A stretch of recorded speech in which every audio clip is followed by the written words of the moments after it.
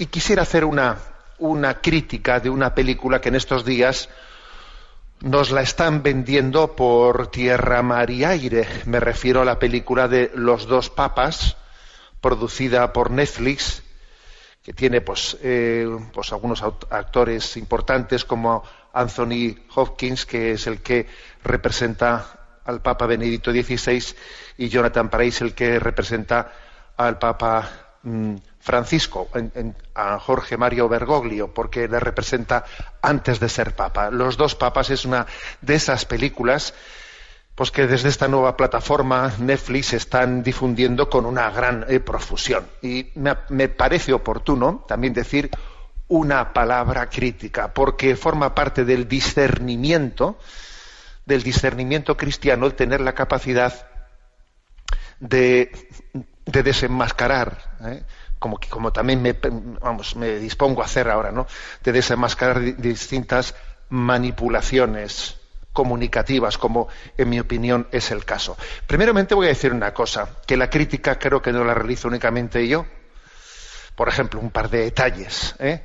Esta película, durante mucho tiempo, durante su producción, intentó pues tener la anuencia de la Santa Sede, pues para poder también grabarla pues en los escenarios naturales del Vaticano y otros lugares, ¿no? Y la Santa Sede no se lo permitió. Es más, ni siquiera contestó, se puso en comunicación con quienes hacían tal propuesta desde Netflix. O sea que desde el Vaticano hubo una no colaboración en la realización de esta película. Cuando estas Navidades, no antes de estas Navidades, se ha presentado en España, también, digamos, la Conferencia Episcopal Española ha declinado pues el hacer un pase privado, pues como en otras ocasiones, con películas relacionadas con el hecho religioso, con la vida de la Iglesia, solemos realizar. Lo ha declinado porque obviamente ha entendido que no era una película que pudiese tener pues un marco, un respaldo por parte de la Iglesia, ¿no? Bueno, ¿qué ocurre? Que la película es muy injusta con respecto a la imagen que pretende dar de los dos papas, del Papa Francisco y de quien sería su sucesor, del Papa Benedicto XVI, perdón, y de quien sería su sucesor, el Papa Francisco. Bueno, hay que decir que más que la película es un fiel reflejo, no de cómo son estos dos papas, sino de cómo han sido manipulados. Pienso que es una película que sería perfecta para estudiar cómo ha acontecido desde el primer momento y cómo está aconteciendo la manipulación de dos papados. Es perfecta la película porque no le falta un tópico de manipulación. Obviamente la película lo que pretende es que nos caiga simpático Jorge Mario Bergoglio, quien va a ser el sucesor del Papa Benedicto, y pues que se genere en nosotros una antipatía hacia todo lo que el Papa Benedicto XVI ha representado. Sí, quizás la película va derivando de una antipatía frontal en el primer momento, al final hacia sentir una cierta compasión, ¿no? Una compasión, una pena por un Benedicto XVI que no tiene la capacidad pues de relacionarse con el mundo, ¿no? Pues el Papa Benedicto XVI es una persona rara, ensimismada, en su amor a la música, en su forma intelectual de ser, que vive en su burbuja, no tiene empatía alguna, es incapaz de dialogar con el mundo, etcétera, etcétera, ¿no? Y entonces viene Jorge Mario Bergoglio, al quien se le representa pues exactamente con todo lo contrario. Y todo ello está absolutamente al servicio de lo que es la herejía de nuestros días. ¿Y cuál es la herejía de nuestros días? Bueno, la contraposición entre la verdad y la caridad. Esa es la herejía de nuestros días, y en esa película se representa de una manera, vamos, yo diría recurrente, una y otra vez, ¿no? Benedicto XVI pues representa la fidelidad al dogma, a la verdad, a la fe, una lucha por encerrarse en un castillo y ahí defender una verdad teórica y desencarnada de la vida, Y entonces, pues Jorge María Bergoglio es una persona que viene de haber pisado el mundo, y a él es un enemigo acérrimo de las posiciones de Benedicto XVI, y él lo que entiende es que la Iglesia tiene que abrirse al mundo y asumir sus postulados. No nos tiene que importar lo que ocurra ni con ni con el aborto, ni con la anticoncepción, ni con la homosexualidad, ni que si el sacerdocio de la mujer, etcétera, etcétera. Aquí lo importante es ver el sufrimiento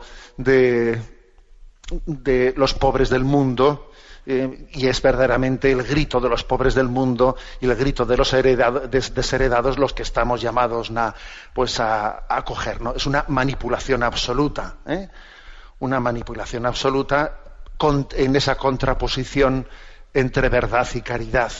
Fijaros que esta es la herejía de nuestros tiempos, como si la verdad y la caridad no fuesen una sola cosa en Cristo. Pero de una y otra manera, ¿no?, recurrentemente se ataca. Para eso también no se ahorra en ningún tipo de ridiculizaciones del Papa Benedicto XVI. Por ejemplo, una que me dolió especialmente, ¿no? Está Benedicto XVI tocando el piano y dice: a mí me hubiese gustado ser músico, ¿no? Pero claro, si hubiese sido músico no hubiese podido ser infalible. Bueno, ridiculizaciones que la verdad es que también es especialmente dolorosa la desfachatez con la que tratan una confesión del Papa Benedicto XVI. Él se confiesa y sugieren de una manera malévola, en esa confesión, pues la culpabilidad del Papa en el tema de los abusos sexuales por parte de cierta parte del clero, ¿no? Etcétera, etcétera, como si el Papa Benedicto XVI hubiese sido encubridor de todo ello, cuando sabemos precisamente que la primera medida que él tomó cuando llegó al pontificado, pues por ejemplo, fue la de tomar medidas con Maciel, por ejemplo. Fue la primera medida que él tomó al llegar al pontificado. Bueno, hay también una visión de él, como que la renuncia del Papa Benedicto XVI está tomada por el hecho de que tiene una crisis de fe, o cuando menos una crisis interior en la que no escucha a Dios, y entonces esa especie de silencio de no escuchar a Dios es la que le lleva, ¿no?, a la renuncia. Bien, fijémonos en una cosa. Hay una continua, os decía que es la película perfecta, no para conocer a los papas, todo lo contrario, sino para conocer la manipulación recurrente, que, digamos, el pensamiento dominante y la cultura dominante ha realizado y realiza sobre los dos pontificados. Por supuesto que es un flaquísimo favor el que se le hace al Papa Francisco, flaquísimo favor, aunque la película pretende hacerle simpático frente a la antipatía que se pretende generar en Benedicto XVI, pero es un flaquísimo favor, porque en el fondo es hacer de él alguien que acoge, ¿no?, el espíritu del mundo, y lo acoge sin más, ¿no?, sin discernimiento alguno, asumiendo todos los postulados de la secularización, etcétera, etcétera, ¿no?, como si el Papa no tuviese ninguna palabra que decir ante el relativismo de este mundo, ¿no? Es un flaquísimo favor, obviamente. Fijaros, hay una tesis, ¿no?, una tesis en este pensamiento dominante desde el cual se pretende juzgar la vida de la Iglesia. Y la tesis dominante es una proyección en la vida de la Iglesia de lo que son los esquemas de este mundo, ¿no? Según eso, en la Iglesia habría, pues, conservadores y progresistas, ¿no?, de derechas y de izquierdas, y todo sería visto desde este parámetro. Y lo cierto es que esos parámetros son absolutamente ajenos, extraños a la vida y al ser de la Iglesia. Lo cierto es que sí es verdad que hay dos iglesias, pero no son la conservadora y la progresista, la de derechas y la de izquierdas, sino que son en todo caso una iglesia que evangeliza y una iglesia que se mundaniza. Ese es el riesgo que tenemos, O evangelizamos o nos mundanizamos. Y por supuesto que en esas dos iglesias, la que evangeliza y la que se mundaniza, pues habrá en cada una de ellas dos gente de derechas y gente de izquierdas, gente conservadora y gente progresista. Pero el parámetro verdadero es este, no es el otro. Ese parámetro de izquierda-derecha, de conservador-progresista, es un parámetro con el que se quiere manipular la vida de la Iglesia y sobre todo hacernos asumir una herejía, la herejía de el antagonismo entre verdad y fe en una continua no contraposición absurda, en un dualismo inexistente en la vida, en el Evangelio, un dualismo inexistente. Bueno, lo bueno de esta película es que es un petardo. Quiero decir que me parece que es imposible que el gran público, que tenga éxito entre el gran público esta película, porque hace que sus diálogos, etcétera, pues yo creo que son bastante insufribles para el gran público, y esa es una buena noticia, ¿no?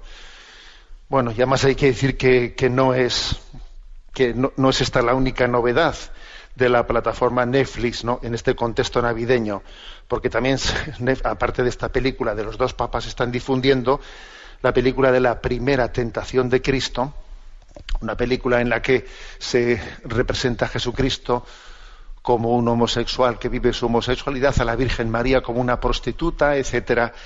Una película que también la plataforma Netflix está distribuyendo. Y obviamente ha habido pues muchísimos cristianos en todas las partes del mundo que han levantado su voz contra la plataforma Netflix, pero se han reafirmado, ¿no?, en la supuesta libertad de expresión para no dar un paso atrás, ¿no?, en la proyección de esa película también blasfema de la primera tentación de Cristo. Luego nos hemos enterado de que en Brasil ya ha habido, pues, en los típicos tontos de turno, un llamado Comando Insurgencia Popular Nacionalista de la gran familia integralista brasileña, que ha lanzado unos cócteles Molotov contra la productora de esta película, haciendo que los que son verdugos se conviertan en víctimas, que obviamente es recurrir, ¿no?, a ese tipo de reacción violenta contra una película es también totalmente mundano, absolutamente contrario al espíritu del Evangelio. Y bien, en estas estamos. Hay una manipulación increíble, ¿no? Ayer me invitó pues una familia a su casa para ver esta película, ¿no? Y la verdad es que, según la veía, yo decía en mi interior que es impresionante, ¿no?, la gran manipulación del pensamiento, la gran manipulación de la sensibilidad que está aconteciendo, ¿no?, desde medios de comunicación, desde el cine también, ¿no?, en este caso. Qué gran manipulación, y qué importante es que tengamos sentido crítico para discernir, ¿no?, ante esta situación, ¿no? Y yo me hago una pregunta, ¿no? ¿Y qué hacer con la cuota de Netflix? ¿Qué hacemos con la cuota de Netflix, ¿no?, los que la paguen? Qué buena aportación sería es el dinero, ¿no?, que va a esa cuota. Qué buena aportación sería para Cáritas. Qué buena aportación sería para Manos Unidas. Qué buena aportación sería para ayuda a la Iglesia necesitada, ¿no? Qué buena aportación sería para Radio María el destinar nuestros recursos económicos allí donde se evangeliza, y no allí donde nos mundanizamos, donde asumimos todos los criterios de mundanización, ¿no?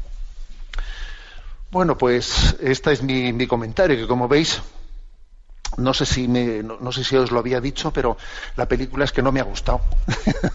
No sé si os lo había dicho, pero me ha parecido oportuno, ¿no?, hacer este comentario en el que, como veis, pues os he hablado con plena libertad, ¿no?, porque creo que también la evangelización requiere libertad en nuestra expresión.